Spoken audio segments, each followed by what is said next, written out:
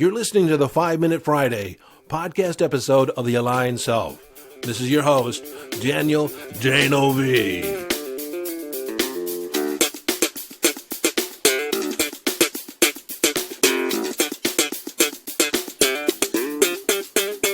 Okay, 5-Minute Friday, a short and concise podcast episode of The Aligned Self, designed to leave you with a question, an idea, a strategy, a tip, a hack, in order to give you greater access to your conscious awareness, evolving your conscious awareness, or give you greater mastery over your mind. Hello, friend, and welcome into this 5-Minute Friday.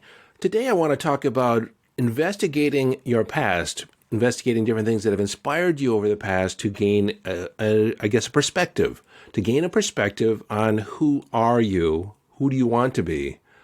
I've been thinking a lot about Rudolph, the red-nosed reindeer, that claymation 1964 children's show. I've been thinking about it a lot. Like, I want to watch it. I want to see it again. And so, like anything that preoccupies my mind, I ask the question, how does this apply? What communication is this from my other than conscious mind? What intuitive information is being presented to me for me to consider?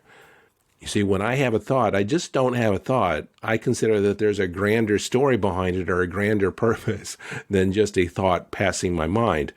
And now thoughts do just pass my mind. They're nonsense and don't really mean anything. But when something persistently comes through and there's a feeling of desire or an urging there, there's a feeling of an urging behind it, I ask the question, what is the deeper meaning behind this? And so as part of this episode, I'm going to challenge you to take a look at the different things that have appealed to you in the past, that have been significant to you, that you've liked, really liked, and ask the question, why? What does this mean about me? How have I taken a part of this and made it a part of me? This is around the conversation about self-identity, self-concept. And I've been in that conversation in this whole reinvention process, not like it's going to happen overnight, but I've been questioning things in a new way. And in me asking about Rudolph, the red-nosed reindeer, and asking, what does that mean about me? I realized that I have been a misfit, or thought about myself as being a misfit over the years. Not necessarily fitting what most people expect of a human being. When I was younger, I was definitely awkward. I didn't feel like I fit anywhere. I didn't feel like I was in any in-crowd. Although in reflecting back on it, I did participate in a lot of different social circles. At the time, it didn't feel like I was completely connected to any of those. And so I asked the question a lot, who am I? And so I'm going to explain a little bit more about, Rudolph and how it informs my life today. And then there's a couple other movies that have, inspired me along my journey. So Rudolph, with his nose so bright, did not fit in and was often laughed at when he tried to play the reindeer games. He felt like an outcast. He felt like he didn't fit in. That was definitely how I felt growing up.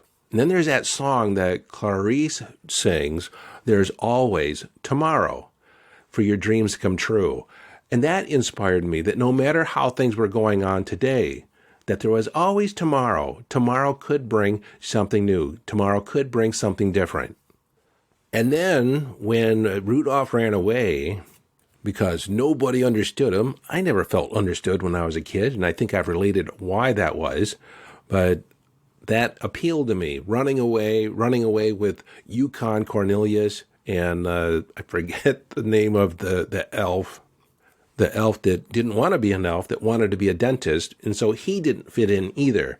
But they eventually came upon the island of misfit toys. And that made me aware that there's a lot of people on the planet that don't fit in. They don't fit the categories. They don't fit into other people's ideas. And they are feeling left out. And perhaps that's you, because I know it was me. And I made a decision. I didn't know I made a decision earlier in life that I wanted to be somebody that connected with and assisted misfits, people that didn't fit in. I don't really like the name misfit because that's from an external point of view. but it's more likened to the rebels, the cast-offs, the people that don't fit the norm, the cylinder that doesn't fit the square hole. Because that's been me. That's been me all my life. Even to the point that earlier in life, I tempered who I was. I adapted. I was like a chameleon that would adapt to changing situations, changing people.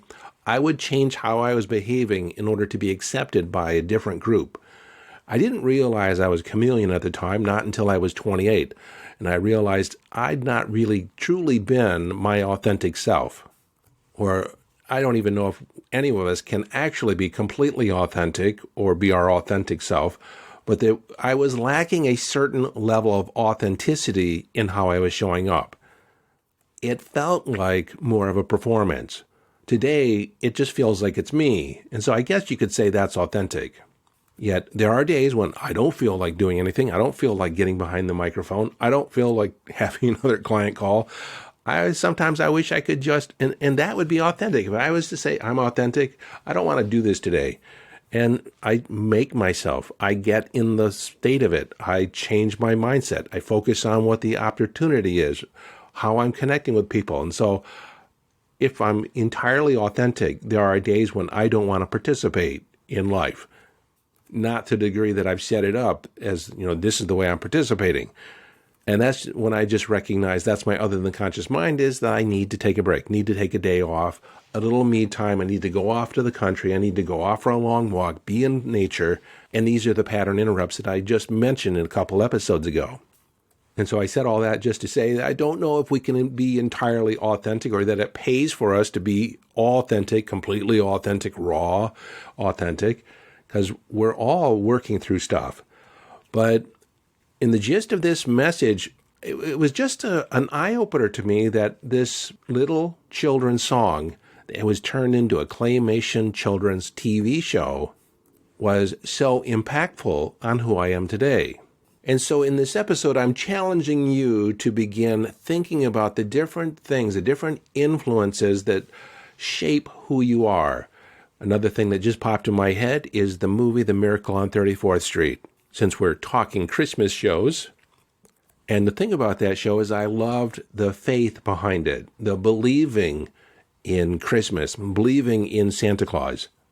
As when I think about believing in Christmas, it's the Christmas spirit, the spirit of giving and receiving, of being kind and reaching out, and being in the mindset that something bigger is possible. Many, many years when somebody asked me how old I was, I would say, as old as my toes and a little older than my teeth. That's what Kris Kringle said when somebody asked him how old he was. A couple other movies that really shaped who I am today is To Sir with Love. I really identified with being the teacher of guiding people to a new level of understanding of themselves. And I just admired Sidney Poitier in that portrayal. I identified with that so much. It is definitely in my DNA today. The next movie that comes to mind, and the thing about movies is they are stories, they are metaphors, and we are story-oriented as a human being. We handed down knowledge from generation to generation in the form of story. There were storytellers, and if you were the storyteller, you were trained. You were trained to get it right, to not change the details. And so at the other than conscious level, our mind thinks in story, thinks in metaphor. And this is why movies can be really impactful. And you can revisit movies that were impactful, so you revisit or re-amplify, revivify that original learning from that story. So the next movie that comes up, the next story, is the story of Rocky. And that appealed to me at the time because I felt, at age 16, that I was an underdog. I never felt like a champion. I didn't really think like a champion at the time. And I was like Rocky Balboa that was given an opportunity to perform, to be on the stage, the center stage, with the greatest fighter in the world at the time. And I remember distinctly in that movie when he was offered the opportunity to fight Apollo Creed. And if you don't know the movie, too bad.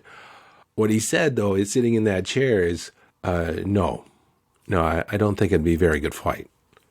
Like, he was presented opportunity, and because of how he saw himself at the moment, he declined. He declined the greatest opportunity. Because in that moment, the mindset was, I don't have what it takes. Because of the story that I've been telling myself for years, ever since I was young. But as he accepted it and began training, he started aligning with the possibility that he could present a good fight. And then the night just before the big fight, he realized he wasn't going to win. There was no way he was going to win. And so he reframed what winning meant to him. I just want to go the distance. I just want to be standing when the bell rings at the end of the 15th round. I want to be the one standing with him. No one's ever gone the distance. And so just in reaching that plateau, reaching that goal, that intention, meant that he was different, was no longer the person or the bum from the neighborhood. So these were just a few of the stories that have influenced me, that are part of my DNA, that are part of my thinking. They're embedded in my other than conscious mind. And so I'm asking you, what stories are in your unconscious? What stories are in your other than conscious mind that inform your day-to-day? And do they actually empower you? If they empower you, embrace them. Revisit them. I have a confession to make. I revisited Rocky, the movie Rocky, recently, and I fast-forwarded through a lot of the slow parts and got to the parts that really appealed to me. Because I remember sitting in the theater thinking, oh my God, this is the slowest movie ever. But then, when it took off, it took off. Now, in review of your stories, if you find that you don't have many that are inspiring you, seek out stories, seek out examples, seek out models that can be present for you, that can offer you up a new way of being. I do this in my Aligned Self-Signature coaching program. One of the things I do is I have people make a list of people that they admire, that they respect, that have inspired them over the years. They can be fictional and real. They can be people that they know, or they can be celebrities or people that are in the limelight. They can be historical figures as well. And so you can make this list of people that have inspired you and actually ask yourself, what is it about this individual that inspires me? What is it about their belief system? What are they presenting to the world? Is it their confidence? Is it their mindset? What is it about them that reflects something in me? Because you cannot admire anything in someone else without it being in you in some way. Because it has to be in you, it has to be present in your thinking in order for you to recognize it outside of you. This is how the world is a mirror of our mind, how our relationships mirror our inner beliefs, mirror our inner concepts of ourself. It's easy for us to see things in someone else than it is to see them in us. And so when we're present to these ideas, these characteristics in other people, this is where we take that moment of reflection. What does that, or how is that in me? So again, this episode was about asking the question, what stories are inside me? Do they empower me or they disempower me? If I were to choose stories that empower me, what would I choose? What would I release that no longer inspires me? Until next time, this is your friend and host, Daniel Danovi, urging you to follow your bliss. Live your life from inner signals. Be inner directed as you engage in the epic adventure.